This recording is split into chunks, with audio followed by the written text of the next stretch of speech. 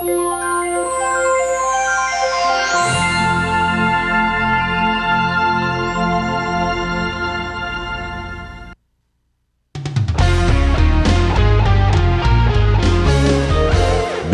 is the Omaha News, presented by the School of Communication at the University of Nebraska at Omaha, from the studios of UNO Television. The talk of the holiday season seems to be tightening belts and cutting back, but for one Omaha consumer, she's taking advantage of some government programs and investing in her future. We'll tell you her story today on the Omaha News. Thank you for joining us. I'm Melinda Monahan. And cold weather is finally making its way through the heartland. So for some, that means time to head inside and bundle up. But we'll take you outside to brave the cold, explain why hunting may be more accessible to you this year. All that and much more coming up on this half hour of the Omaha News. I'm Jake Buckingham. Well, buying a house in this economy can be quite challenging, especially if you're a first-time home buyer, but it doesn't have to be that difficult if you know what you're looking for. One Omaha woman knows that process all too well. Amy Fitzgerald is putting the finishing touches on her new home. As a first-time home buyer, she found the process to be quite a lengthy one.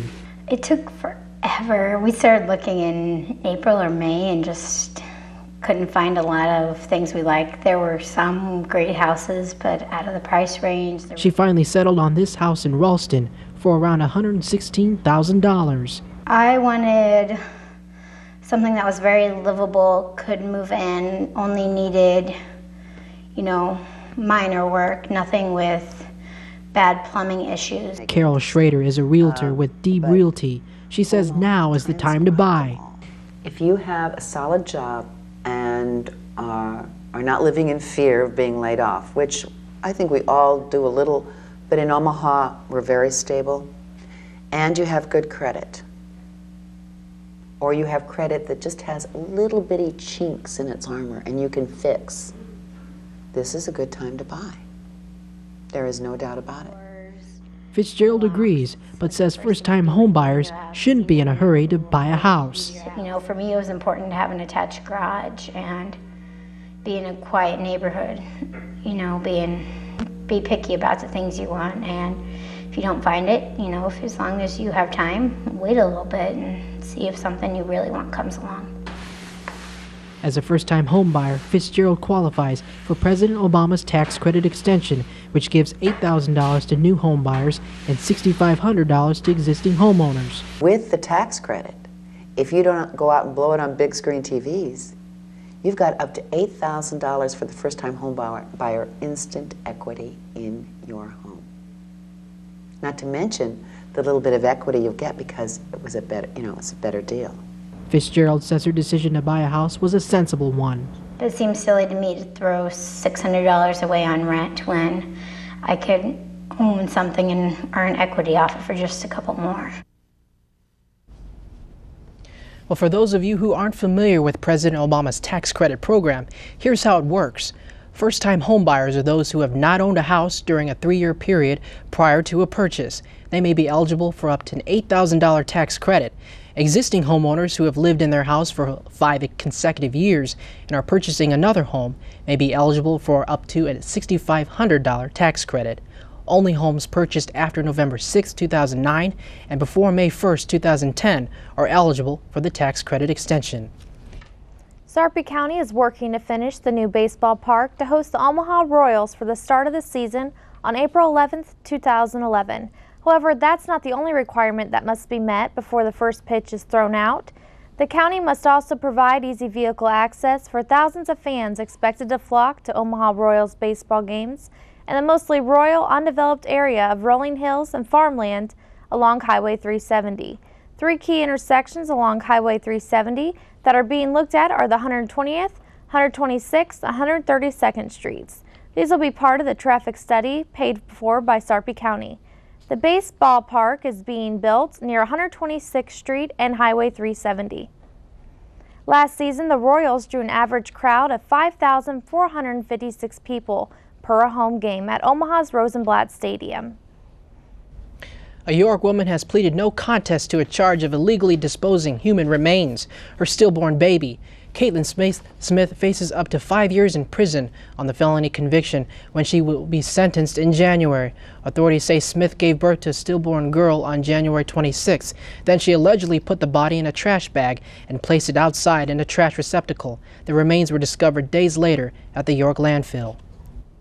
In 1900, there were about 50 deer in the state of Nebraska, but after state laws protecting the deer population were passed, the number of huntable deer have gone down substantially. Stephanie Bachman reports. The number of deer hunters is decreasing in Nebraska, which makes it hard to control the deer population. The deer herds have been growing every year. Statistically, they get some of that information from accident reports, insurance companies, as far as deer car collisions, things of that nature. The Game and Parks also has check stations, so when you shoot your deer, you take it in and they'll take age samplings and also number samplings for success ratios. Those who are still hunting have a few calls to trick the deer.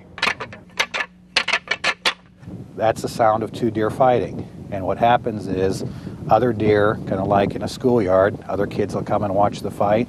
Other deer will come to see what's going on. The does also make a lot of grunting sounds, but it's not that deep. Well, obviously they're a smaller animal, and when they're calling to their fawns and things like that. This year, the Nebraska Game and Parks Commission is hoping for a record deer harvest of 80,000 deer to keep them from damaging farmland and out of the city. There's a deer running right now. See coming across the field there? To help control the deer population, which has grown to over 350,000 deer, they are handing out more and more doe permits to hunters. For the Omaha News, I'm Stephanie Bachman. If you would like to get a hunting permit this year or you need hunter safety courses, visit the Nebraska Game and Park Commission online at ngpc.state.ne.us or by phone at 402-422-3742. It looks like the First National Banks of Nebraska might be issuing about $250 million in preferred and common stock sometime next year. We'll have to see if that will help the staggering banking industry. Jake? Well, Melinda, it looks like today on Wall Street stocks are following a midweek slump on the closing bell. Let's take a look at the numbers. The Dow Jones Industrial Average closed down at about 11 points. The S&P 500 finished down at just under 11 points, and the NASDAQ capped off the trading day with minimal losses, down at 0.52. It looks like the market might need a big boost from the coming holiday season sales, Jake. But despite the lagging economy, many comic book enthusiasts made their way through Omaha. When we come back, we'll take a look at the booming business. Also, you may know someone who is deaf or who cannot hear very well. For them, sign language has been the key in communicating over the years. We'll tell you how the University of Nebraska at Omaha is helping you get connected with this community. You're watching the Omaha News on the Knowledge Network. UNO Television. Students work with professionals who have all kinds of experience in the industry. Lights, camera, action. Literally. Get paid while you learn more about the TV business. Work on all kinds of productions.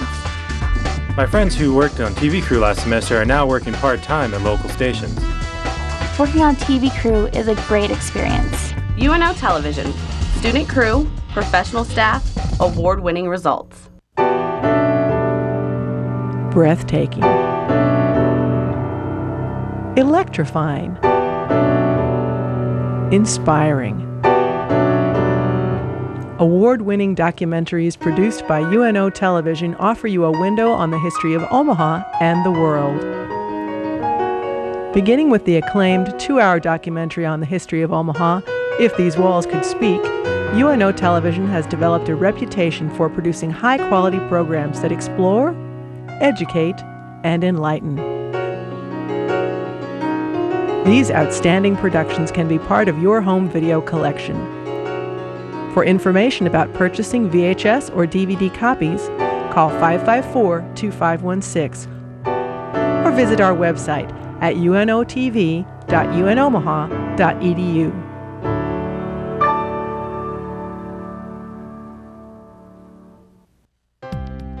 Most local television news only gives you brief headlines about issues that may be important to you.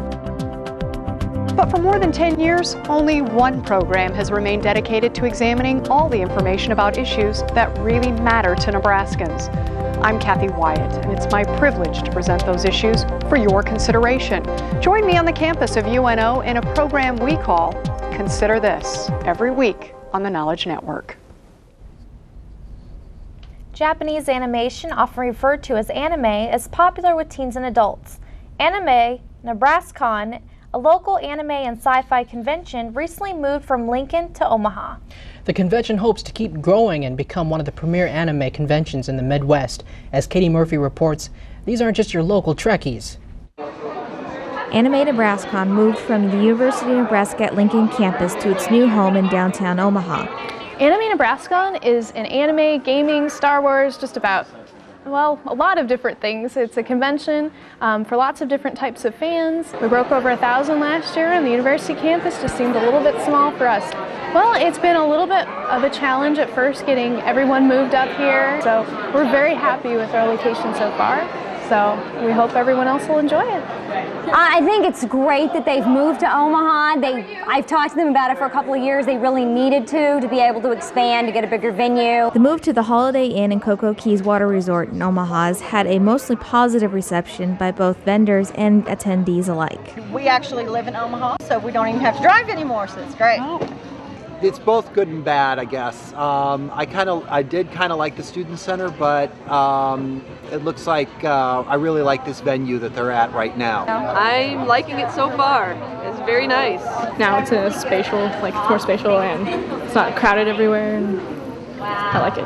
I'm definitely going to come back to NebraskaCon just because it's close. It helps not having to drive to Lincoln or get a hotel room in Lincoln. For Anime Nebraska, the move to Omaha seems to be a resounding success. They hope that next year they'll have even more attendees. For the Omaha News, I'm Katie Murphy. Anime Nebraska, or NebraskaCon, started back in 2004 with just a few members. Now the numbers have grown.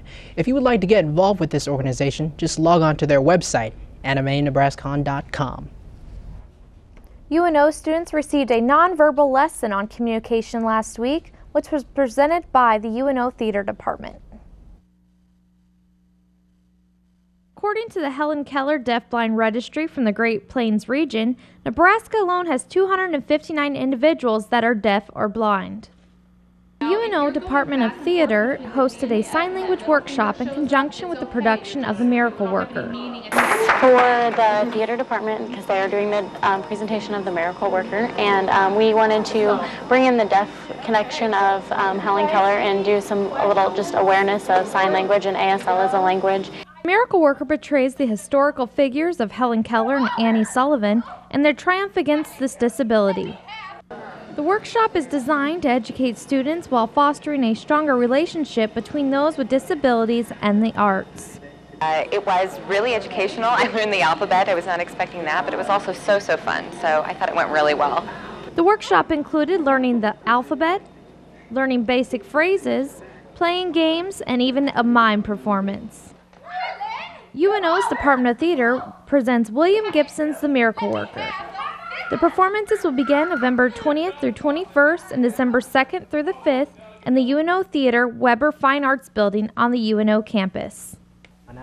Tickets for The Miracle Worker can be purchased at the UNO's box office. Ticket prices are $15 general admission and free for all UNO students. If you haven't gotten enough of things to do just yet, the University of Nebraska at Omaha is hosting a celebration of international students this week. Also, we'll have more on The Miracle Worker when we come back. Join us as we talk to the director and get a better perspective on what this week's celebration is all about. You're watching the Omaha News on the Knowledge Network.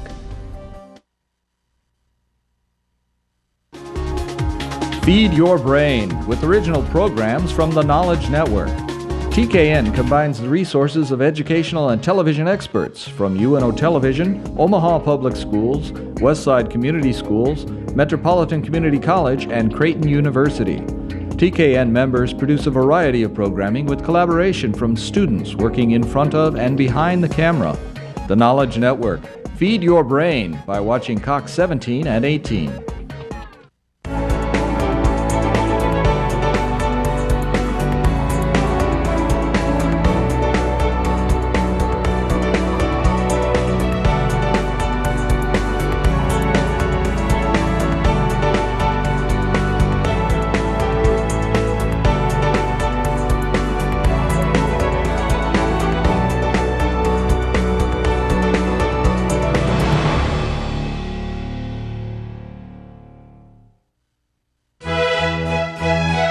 Maverick Sports has found a classy new home for football, hockey, and basketball coverage. Classical 90.7 KVNO. For schedule information, go to kvno.org. KVNO, the voice of Omaha's team, the UNO Mavericks. If you're an Omaha kid feeling tired and slow, here's the numbers you ought to know. Eat 5 fruits and veggies every day. Drink 4 glasses of water, okay? Eat foods from the dairy scene and just 2 hours in front of the screen. Now take 1 hour to move around, and that's the Healthy Kids Countdown. For games, ideas, and other fun stuff about 5, 4, 3, 2, 1, go. Visit livewellomahkids.org. But don't stay long. You're watching the Omaha News. Welcome back to the Omaha News. Today we take a closer look at The Miracle Worker, a play that's showing at the University of Nebraska at Omaha. We have the director of The Miracle Worker here today with us, Dr. Cindy Phaneuf. Thank you so much for joining us today, Doctor. Thank you. And if you could just tell the audience a little bit about the play that you are producing. Yeah, it's the story of Helen Keller and her teacher, Annie Sullivan. Helen Keller, as most people know, was blind and deaf since she was 18 months old, and they were trying to find a way to help her learn. And how did you find a way to really present this through the play to the audience? Well, it's a beautifully written script. It's a classic script written by William Gibson, and we had a lot of people helping us. We had, sign language people and some people that were blind that stepped forward from the Writers' Workshop to help us. So we had a lot of experts, and then a lot of our students have been studying sign language, so there was a lot of interest and knowledge already. And could you tell me a little bit about the selection process for the actors for this play? Yeah, we audition our plays at the beginning of the semester. So they, the first thing they do is do monologues that approximate the play, that show they have the skills to be looked at seriously. And then that's on a Tuesday and Thursday we have callbacks where they read from the play and do improvisations. And what are some things that they've done? You said that they have taken sign language courses. Yeah, a number of them. Some of them are interested in being interpreters, so a lot of them have taken sign language. Did they have any other special courses that they had to take, or was someone brought in to show them? Someone was brought in to show them, but actually the people that got the roles that needed to learn no sign knew it. Oh, wow. Yeah, so. That's helpful. Yeah, it was very helpful. And then Julie Dilkmiller, who's on our faculty, also helped. Oh, wow. And then if you could just tell us a little bit about how long have you been practicing or getting ready for this production? We've been in rehearsals for 6 weeks. So we rehearse 6 days a week for about 3.5 hours. And is this the first play that you've directed? This year, yes. Yes. Mm-hmm. What other, so you have done other ones in the past? Yeah, I've been here for 20-some years. Oh, so wow. I did Midsummer Night's Dream was the last play that I directed last year. Oh, wow. And are there any things about this play that make it unique compared to other ones that you've worked on before? It's a really challenging play because the playwright is so specific. So you need like 3 different rooms. You need a well that pumps water. You need a way to have an upstairs bedroom and then climb out the window on somebody's back. Food that flies all over the room. It's wild. What are some things that you've done for these special effects, such as the fountain? Well, that's been up to Robbie Jones and his crews, and they've masterminded all of that, and it all works beautifully. It's trial and error, but yeah, it's working great. And what do you want the audience to walk away from, like with this play? I think it's a really inspirational play because it says never give up and don't let obstacles stop you. Helen Keller went on to get a degree from Radcliffe. She traveled all over the world, was a speaker, talked about human rights and workers' rights, and it's just amazing that you have that many things that seem like strikes against you, and she never let it stop her. Oh, wow. Well, thank you so much for joining us today. We really appreciate it. Thanks for having me. So the previews begin this week? Tonight. Tonight, okay. So they can catch it then. Right. All right, well, thank you so much for joining us today. Thank you. Appreciate it. Make sure you grab your tickets to this fantastic play being held at the University of Nebraska at Omaha. Ticket prices are $15 for general admission, $10 for seniors, and free for all UNO students who present a valid UNO ID. Tickets are $5 for any non-UNO student who presents a valid school ID. To call the box office, just dial 402-554-PLAY. Well, colleges and universities have been known for cultivating activism throughout their campuses, but one organization is making an impact in the global economy, and it even affects our billionaire neighbor right here in Omaha. At UNO, the number of international students enrolling in the university rises every year, and every year they celebrate this cultural diversity on campus with International Education Week. When we come back, a closer look at the festivities on campus. You're watching the Omaha News on the Knowledge Network. UNO represents the commitment that the community makes toward a quality education.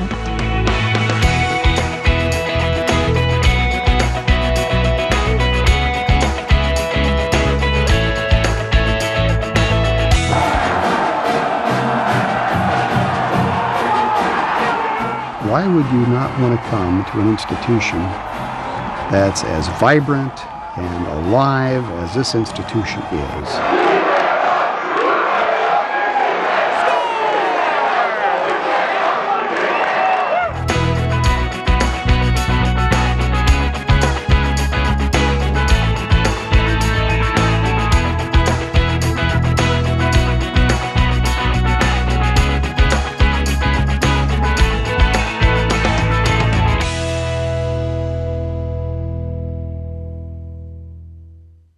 Only one program has remained dedicated to examining all the information on issues that really matter to Nebraskans. Watch Consider This, a program produced by UNO Television to give you more information than your typical newscast.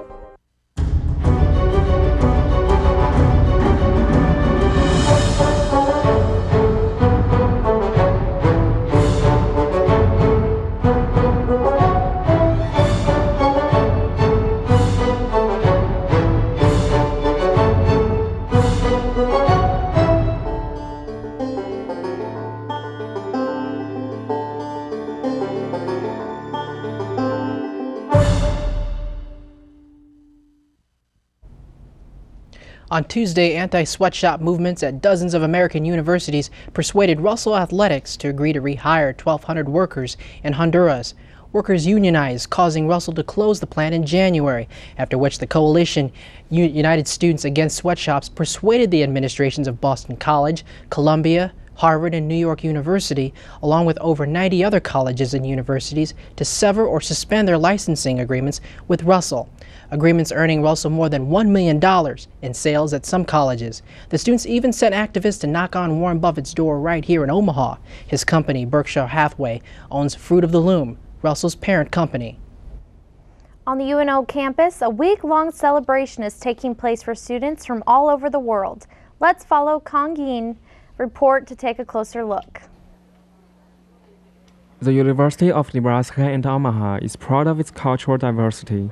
With more than 1,300 international students enrolled, it's no wonder why UNO is celebrating international education this week. The presence of international students in many ways is the most dramatic representation of international education on our campus. During UNO's International Education Week, foreign students are given an opportunity to showcase their cultures and share their heritage with the campus community. Each of the students is a kind of representative of his or her nation and culture. They enrich the classroom, I think, environment by being here.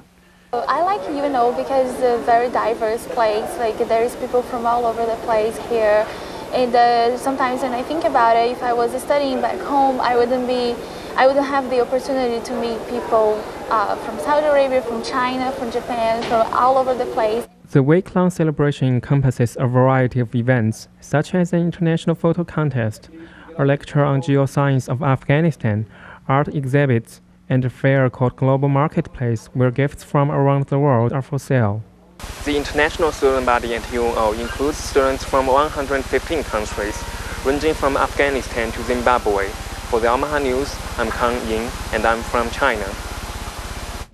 UNO's International Week is held in conjunction with the observance of United States International Education Week, and it's every third week in November. Well, venues like the Quest Center Omaha, the Slowdown, Sokol Auditorium, and the Waiting Room all have been known to host large regional and national music acts. But as Capri Walton reports, there might be one venue that has been cruising under the radar that could be worth a visit. Transforming communities through community is the motto of The Commons, a neighborhood center devoted to community development, which is quickly becoming one of the top all-age music venues in Omaha. The Commons showcases local bands with a real in-your-face approach.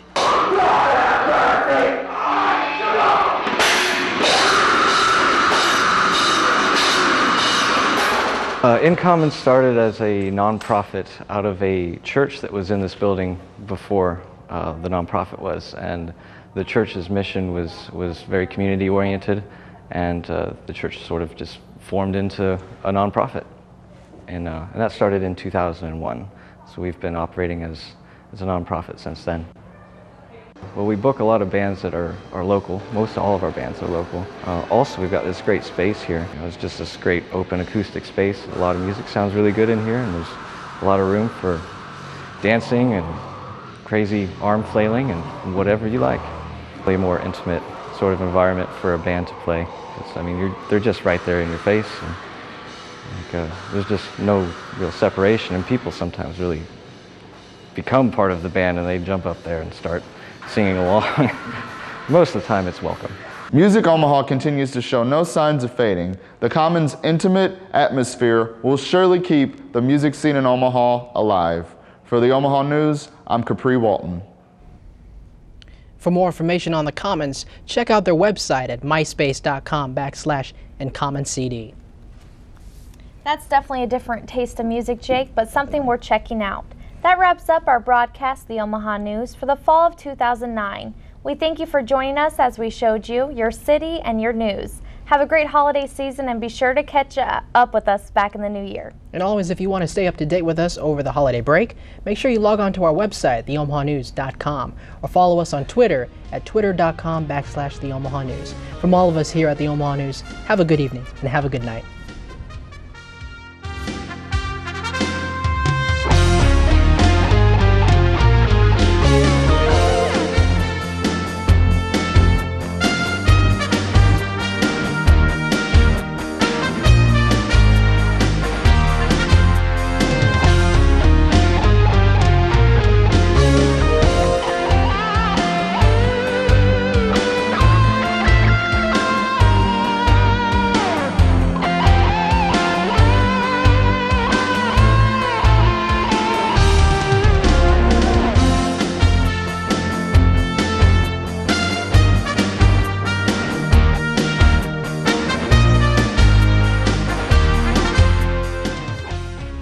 Take a look at UNO and you'll find a school that can pretty much be everything to everyone. We have that big city feel and a sense of community that creates a close, friendly campus.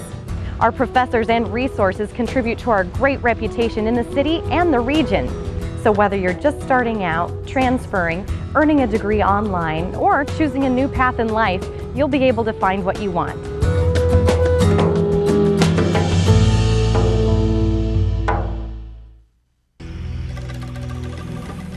If your days get out of control, reset your attitude by setting your radio to KVNO, Classical 90.7.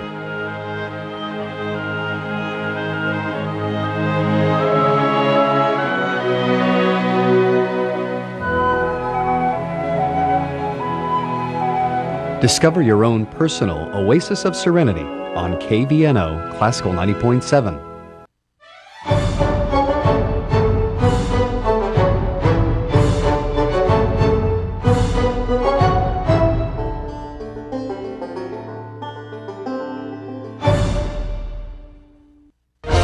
The Omaha News, presented each week by the School of Communication at the University of Nebraska at Omaha. Live each Wednesday at 4 p.m. right here on the Knowledge Network.